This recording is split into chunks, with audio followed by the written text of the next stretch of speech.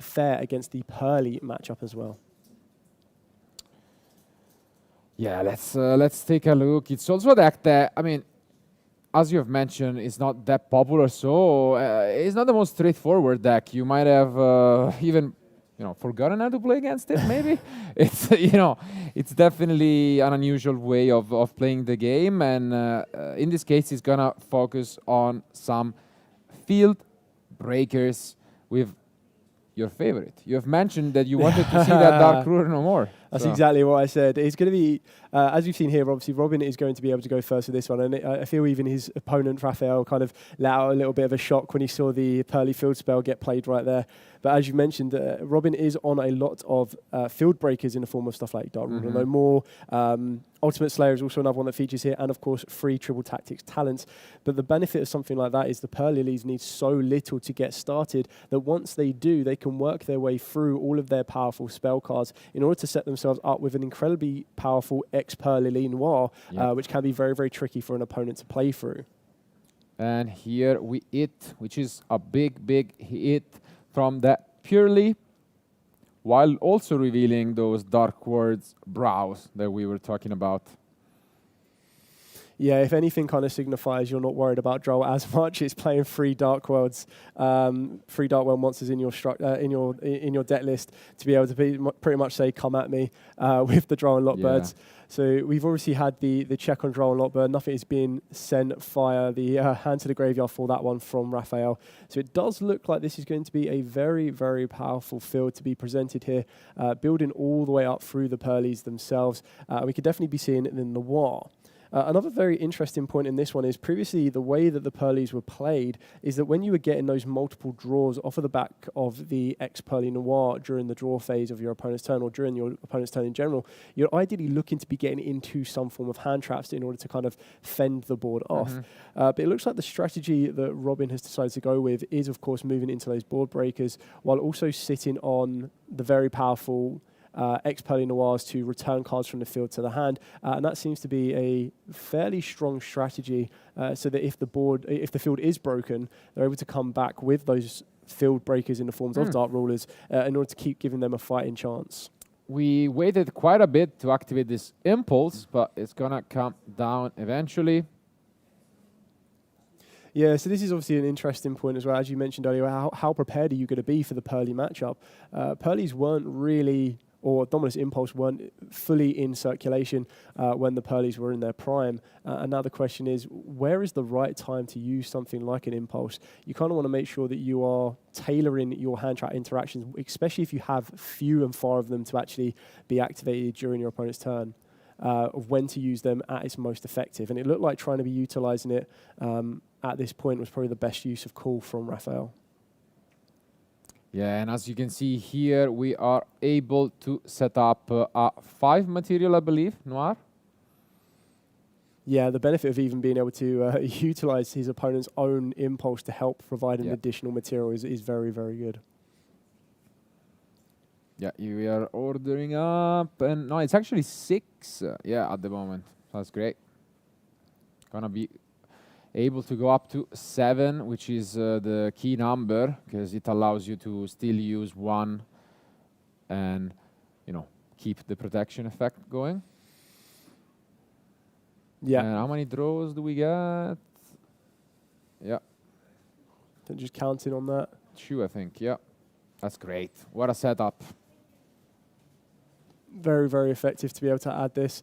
And I think they're just double checking the amount of materials that the Noir is going to have. As you mentioned earlier, you want to make sure that you hold back or have that interaction of returning a card from the field as many times as you possibly can while still maintaining your protection. Great. And obviously, really good way to start things off here from Raphael as well with the Pot of Extravagance. Another one of those cards again in Quarter Century Stampede that will receive an alternate art for the first time in a 3D card game, featuring the Golden Lord.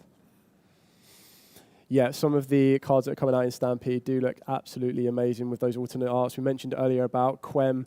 There's also Cartesia, Fallen of Albaz, and then, as you've already mentioned, we've got the Pot of Extravagance, which kind of fits within the lore style a little bit more, gives a bit more backstory to the Pot of Extravagance itself. But here the deck is revealed to Robin. If he has followed, competitive Yu-Gi-Oh as of lately, I mean, Dinka's Bui deck got a lot of attention for a reason. And it is a very interesting deck in a way where it doesn't really set up, these super huge combos, but it outgrinds, the opponents quite successfully, and efficiently, I'd say. Yeah, so you've been able to use Fire King Island, destroying that Grunix in hand, which is something you might not always want to do. Sometimes it looks like he's opened up a second Grunix in order to get that to the field, which is quite important. We all know that there is a Kirin in the hand as well. It looks like there is another Impulse that can be quite effective and an Infinite Impermanence. And that looks like a second Fire King Island in the hand as well. Indeed, which I'm not sure if Dinka was even playing 2 copies.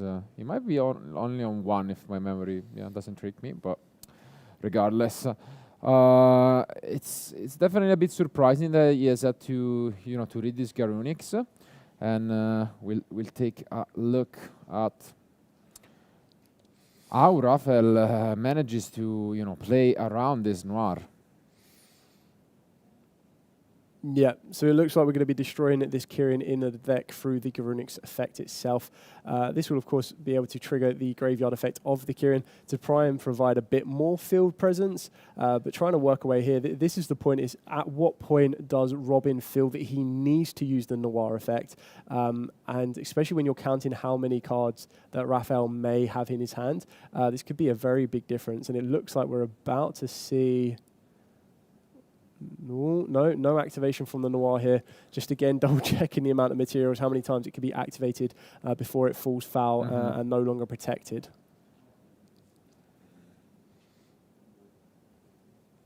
I mean, what is the plan to get rid of it? I guess it's mostly gonna be by attacking it. So maybe with the Garunix Eternity or Typhon, or I mean, I don't know if there is any other way to get rid of it.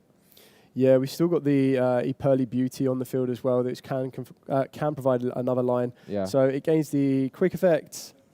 And I think this is what we also just witnessed, because we went for the Eternity and then the Kirin has been used. So completely wiping all of his field. And yeah, then gonna use some graveyard effects.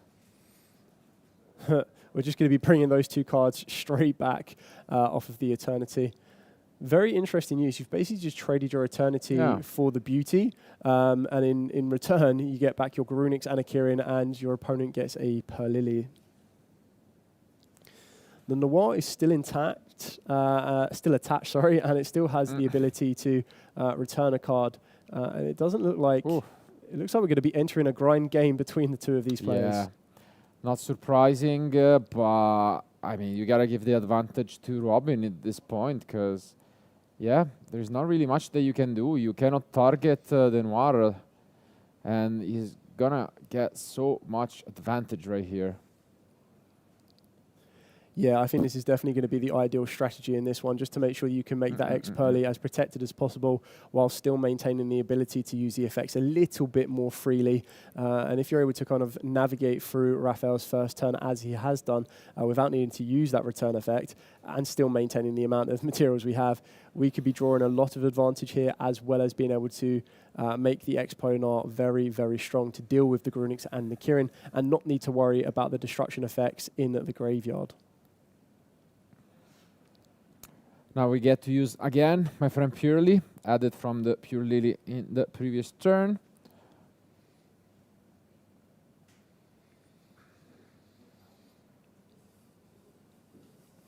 I can't tell how many cards he has, but I mean, they're not too few, because he also had the double draw in the standby phase. Correct. I suppose the one big benefit that we do have on Raphael's side is because of all of the field breakers that are being played by Robin, most of them require your opponent to have some form of extra deck monster on the field to gain as much advantage as possible. So right now, Dark Rule No More doesn't seem to be that much of an effective use of a card, and neither does Ultimate Slayer. We do also see the discard of the Black Goat Laughs, which does have some very nice graveyard synergies with being able to provide another kind of a slow lockdown. There is the Dark Rule No More. Nothing off of that though. It's a miss, but yeah, it's a great interaction. Obviously, it works well with all of the Purrely spells, discarding it. But he's also using this Foolish Burial Goods plus Metalful Fusion engine, which can provide you additional draws. While if you already got your thing going, you can send the Black Goat Laugh and just have a layer of protection.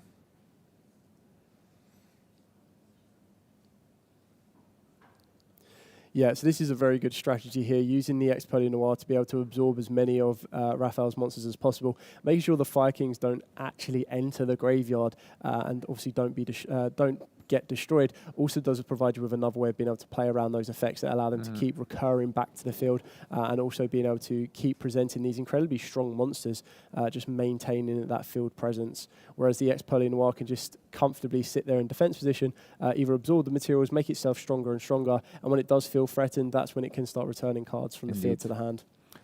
And yeah, we can just wait it out. He doesn't really need to do much. He's going to get 2 more draws now in the standby phase. Yeah, I am very curious as to what these draws are going to provide, but they're just going to provide a little bit more presence once it comes back to Robin's turn. And I think, we're just screwed it up there. I mean, the exactly that. So moving into game 2 on this one, Robin being 1 up at this exact moment in time. You can imagine that Raphael is possibly going to want to go first on this one. And the opening hand doesn't seem too unfamiliar than the previous one. Yeah. Feels good. We are not playing Ash Blossom at all, so that will resolve. Ooh, and we picked up some side deck cards, but do we have a way to play the game? Oh yeah, we do have a Ponix. Ooh, there's also a very interesting card in Raphael's hand that could very, very easily slow Robin down as he tries to build his field during the next turn. So it'll be interesting to see if that actually comes up or if that's something you can kind of keep a little bit more hidden as we build. Absolutely.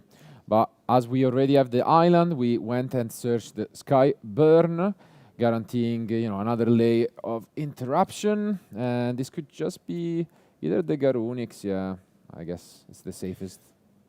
Yeah, I feel at this point now, when you know there hasn't been a draw in response to the draw of Extravagance or the possibility of even the temptation of an Ash Blossom, you can feel a little bit more secure while making your plays here. Just being able to very simply go through Garunix into Kirin, grabbing hold of your Ponix back to the field. It kind of gives you or shows you that type of resource recursion that it has the ability for, being able to set 1, set 2, and set 3. With only one of those being known by Robin, and we don't even know that is definitely being set yet.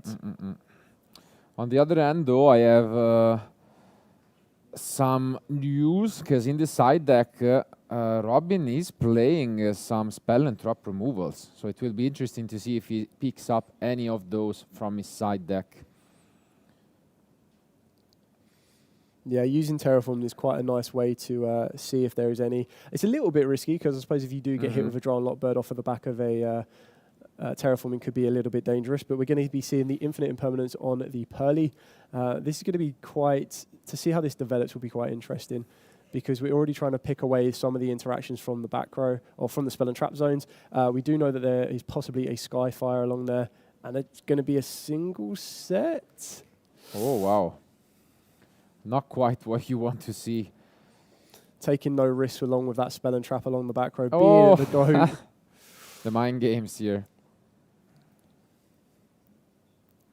This is certainly going to allow Raphael to rebuild his field during his opponent's turn and still kind of present very, very strong monsters that, unfortunately, that Purrely is not looking so strong against.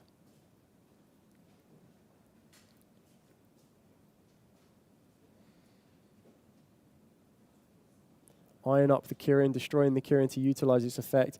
This can also lead to a bit more, so we're going to go with Ponix. Getting rid of the Purrely as well. Completely killing off Robin's board, Robin's field in return. Yeah, and getting access to yet another copy of Skyburn. So this is what we mean when we really do enter the grind state. So it feels that Raphael is also preparing himself for a couple of turns in the future as well. Get a bit of damage on the field. Make sure you kind of slow Robin's field state down a little bit more, and as while you continue to build. So if you're able to complete the OTK, amazing. If not, you're still setting yourself up to play that bit of the grind state if you need to. And there comes another Garunix. This could just be it if Robin doesn't have... I don't even know what he could have, to be fair. DD Crow. Yeah. It's like Bestials are not really doing it. You have to do it on your own cards. And it's a lot of damage. Yeah. We haven't normal summon yet. We have... yeah, this is enough. Just going to swing. Yeah. Absolutely. So quick. Robin on this one. Be very interesting to see. I feel that you might see some sort of reaction from Raphael if that Dimension Fissure is activated early doors. And like you said, straight away, being able to not only counter your opponent's own strategy, but also end up protecting you from one of your biggest weaknesses. It's just a double-ended bit of amazement there. He's thinking quite a bit about it. And the opener is going to be this Purrely. Okay, it does it. One of the better targets. So that's a great start, eating one of those 2 copies of Sleepy Memory. Yeah, I feel that we've already kind of passed the point of possible draw on Lockbird territory. You might want to be using it as early as you possibly can, especially after that first excavation. Yeah. Ooh, okay. We're going to be looking to go for the good old-fashioned Metamorphose Fusion. Send it to the graveyard, put it back into the deck, reshuffle, and draw 1 card. Is it going to be the Dimension Fissure? Essentially a fancier Upstart Goblin, but it does the trick. Now it's time to follow it up, but no, we do start things off by using the Lily and just the Purrely with the added Sleepy Memory to get the smaller Noir of the 2. Do we have a response? We do. Ooh. Interesting. Activating Kirin. Could this very possibly be 2 Kirins in the hand? That looks like 2 Volcanics to me. And it is an Volcanics. So Kirin destroying the Volcanics. Interesting.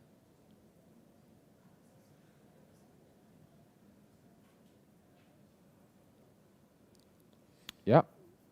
Oh, and we had the Black Goat Laugh, which we can now discard and just set up in the graveyard as an additional interruption later on. Oh, but we did have... So this is very interesting because I believe being able to utilize that Garunix, once it hits the field, it will then be able to destroy possibly another Kirin in the deck, which in turn will allow us to revive or allow Raphael to revive the Volcanics and destroy one of the Purrelys currently on the field.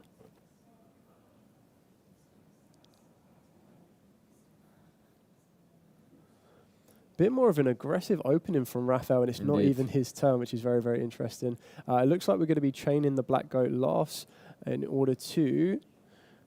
wonder what the target is of the Black Goat Laughs. Is it going to be calling the Volcanics? That might be the best way of doing it.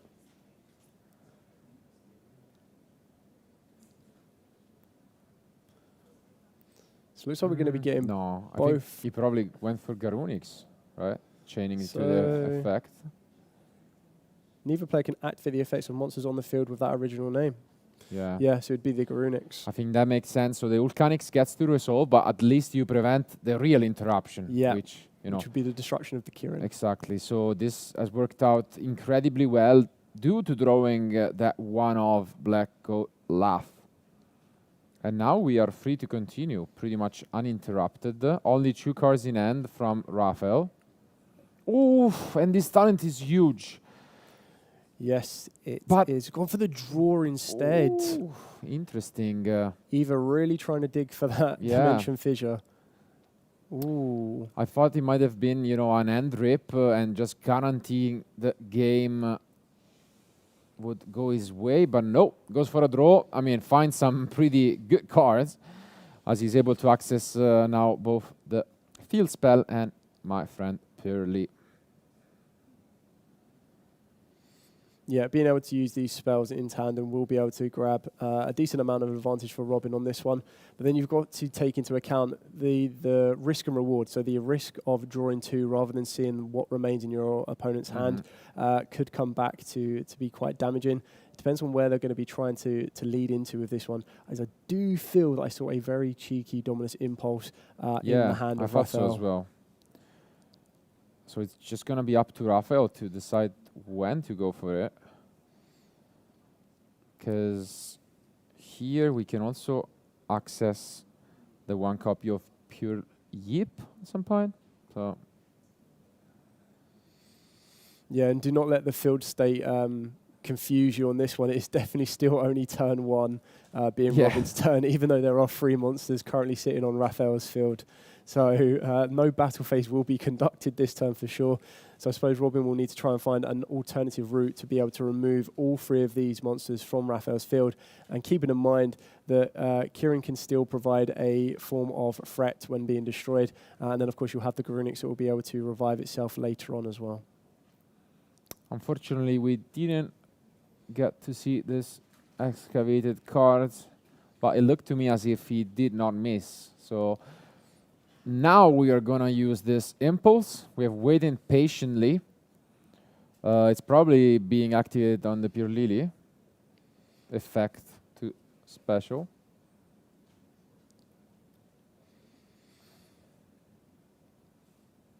Yeah, this is really going to slow down Robin's momentum here. But still trying to work your way into the Purrely Noir is your ideal outgoal for this. So it depends on what else we have here.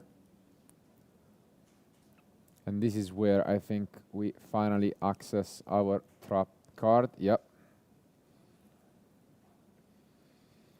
Yeah, so the Yeep is going to provide an alternative way of being able to get into the Purrely during your opponent's turn.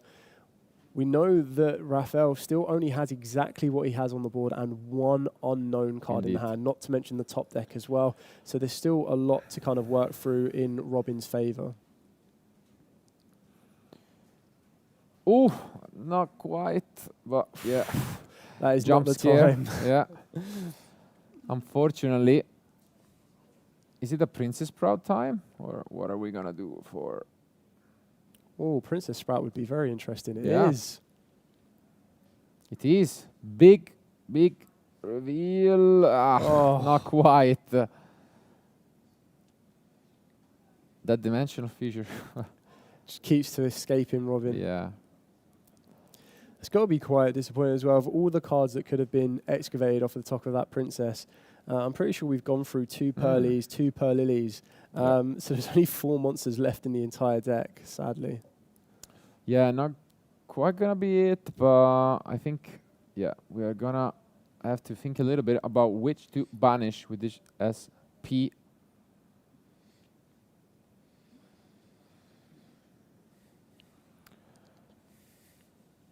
It's going to be closer because... Let me check.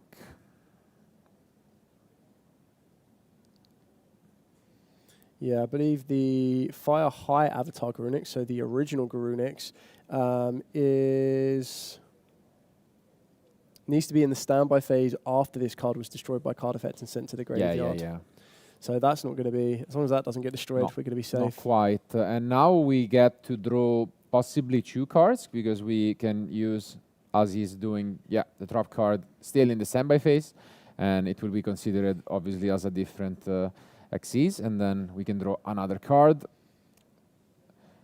Well executed by Robin, but unfortunately, he will have to decide what to do. He doesn't have enough materials to use the effect and still be protected. That's the only issue. It's exactly 5. Yeah, exactly 5 materials. think we're just checking the graveyard to see if there's anything more that could possibly attach more. But just being able to have a Kirin and a Garunix on the field are both incredibly strong. It means that the SP Live Tonight threat isn't as much as Robin would have liked it to have been. And then that kind of forces the ex-Purrely Noir to possibly return one of the Fire Kings to make sure that SP maybe survives. Oh, but we're actually gonna give Robin a chance to use this SP, because we go for Volcanics. And now we are only holding one card.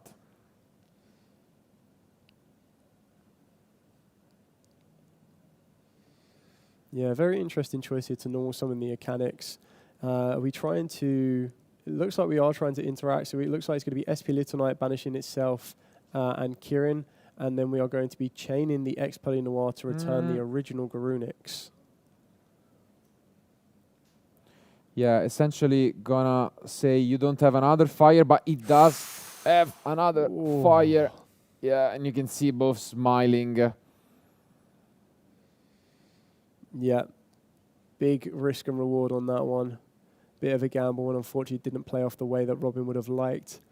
Still loads to go for in this game still, though.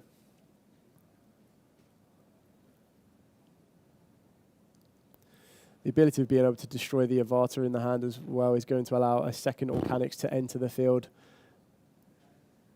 Plus, we still have the Garunix that has just been added to the hand. So this field went very quickly from 3 monsters to 1 monster, going straight back up to 3 for Raphael. Indeed, this is huge. We're gonna use the Arvata to bring back the Volcanics, and then the Garunix comes down. And this time we're not really protected. I guess the field spell is still annoying because we cannot target the Noir, right? But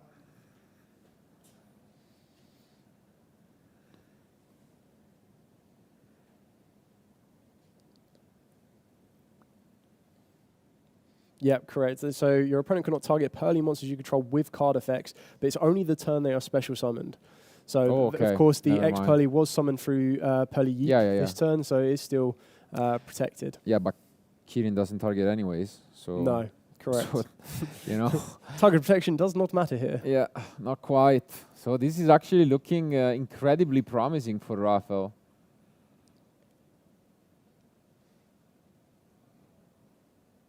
And yeah, I think he's gonna make sure that that is the case.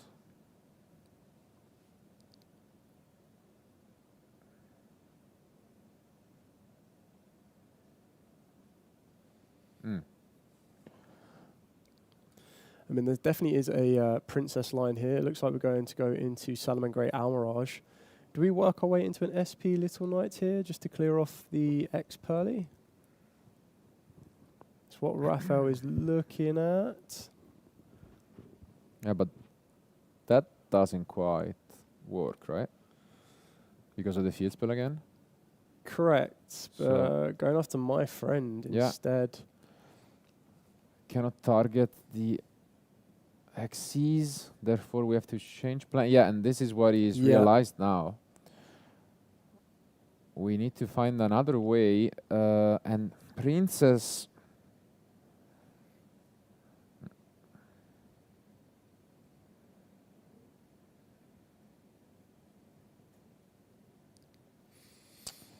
So currently I believe the Garunix is strong enough to destroy the ex-Purrely via battle. We've already used the SP effect, so we can't attack directly this turn. But that still does leave Robin with only the field spell and then whatever was drawn for turn. Apologies, drawn off of the ex-Purrely during the start of Raphael's turn. And I think this is what they are clarifying right now, because it looked as if he was almost making a link with the shoe, but then maybe realized, and I think this is what he has now realized, that thanks to the boost, he can attack over. But this is going to give quite a few resources back to Robin as well. And in this simplified game state, it can really go either way. I think we added another My Friend, most likely. And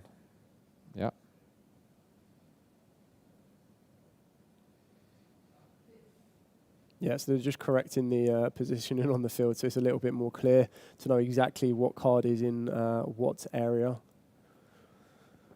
It now looks like Raphael is eyeing up the princess play. Yeah. Now would be a good time because this will start getting you a bit more of your fire resource in rotation. But the problem is, again, this field spell is quite annoying because the graveyard effect of princess does target.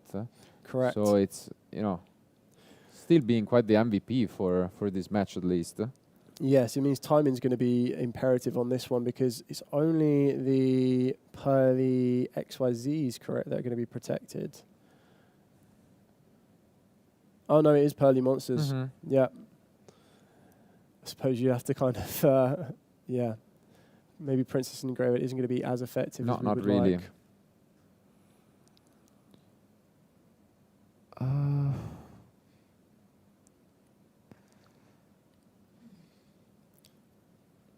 Yeah, we're back in action as our own SP is back. And I guess that's something that possibly we can go after. Yeah, I suppose at the very least, the Princess will be able to destroy Raphael's own Kirin, and then that's something that doesn't target. So that might be a way where he will clear off whatever Purrely monster enters the field. So we're going to be going off with my friend Purrely. So this will obviously be able to get a little bit more advantage for Robin on this one as well.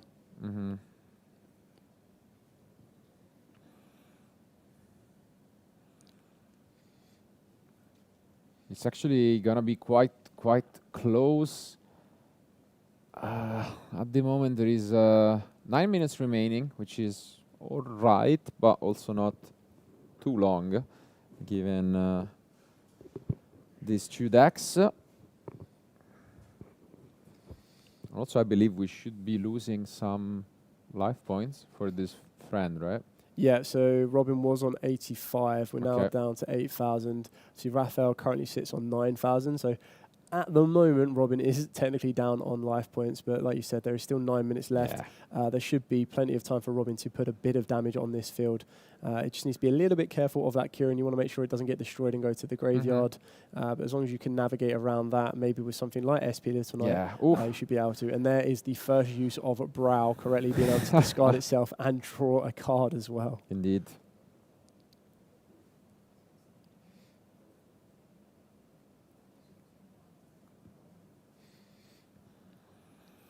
Oh, Again? there's 3 D fissures again. Was that The same. That was exactly the same. 2 D fissures and a Brow. No way. It was exactly the same, yeah. That is absolutely crazy. Considering one Brow is already in the 2 Brows are in the graveyard actually because we excavated one off of the P Princess. So Wow. yeah, the chances of that are very, very high. Very, very low, sorry. Moving into the Purrely Plum. I'm pretty sure there's a Purrely monster that allows him to return. And here comes the princess, which can only target this SP. And we are just gonna chain it.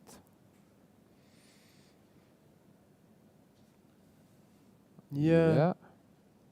Surprised we didn't get rid of the Kirin. Yeah.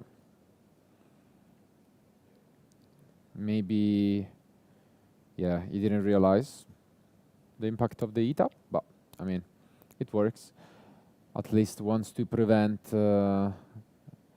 any possible effect from resolving, and now we are gonna put so many different materials, and we can also get rid of this Book of Moon to steal the Kirin, and use a talent as well to draw 2 cards.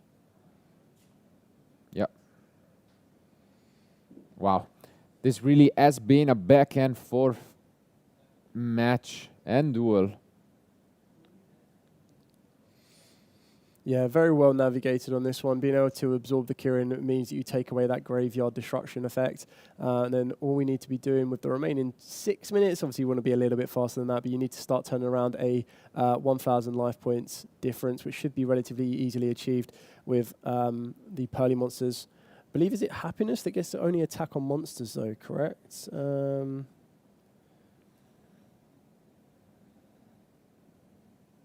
Yeah, so if this card battles, you get to add a Purrely card from your deck to the hand. So trying to get as much damage as possible, because you don't really want to be putting it 1,000 life points in your favor, but at the very least that'll definitely be better than being 1,000 life points in the other direction.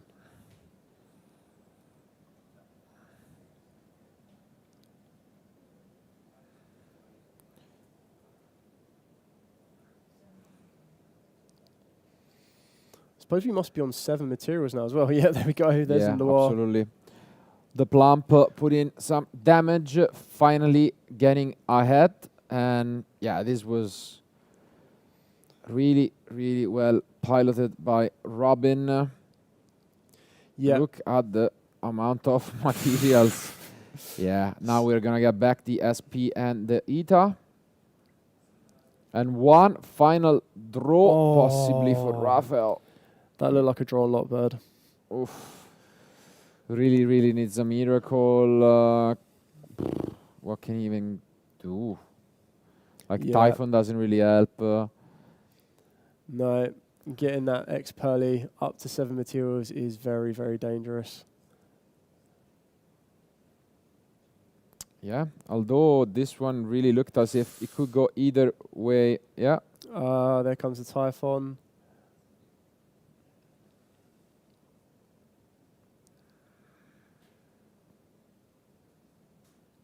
Ooh, Okay, Book just of in Moon, case. and Book